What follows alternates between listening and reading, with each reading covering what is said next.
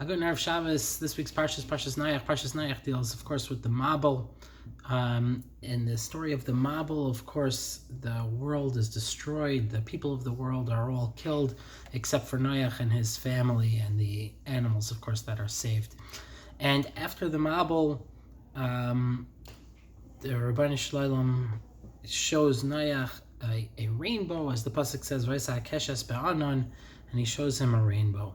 It's interesting to note that Noach is described in the pasuk as an ish tzaddik, certainly, and yet the bris bein habsarim, is not made with Noach and his children. The bris bein habsarim, the Rabbeinu Shalom, it makes with Avram, not with Noach. And it's a very interesting contrast between Noach and Avram, and there are many things to contrast between them.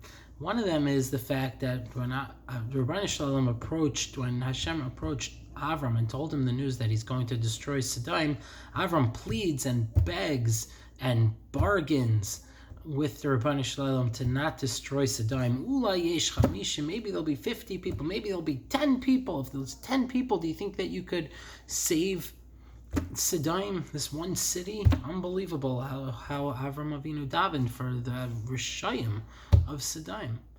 And here was Noach. Contrast that with Noach, who never davened for the people that were destined to die in the Mabul. He never davens. He never asks Hashem to try to save them. And the reason why is because he couldn't see the potential for good within these people. These people were Rishayim, and Noach was not able to see the potential for good that these people had within them.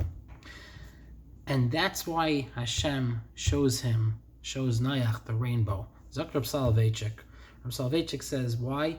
After the Mabul, Noach was shown the rainbow within the cloud. As the pasuk says, keshes be'anan, like we said, the rainbow is in the cloud.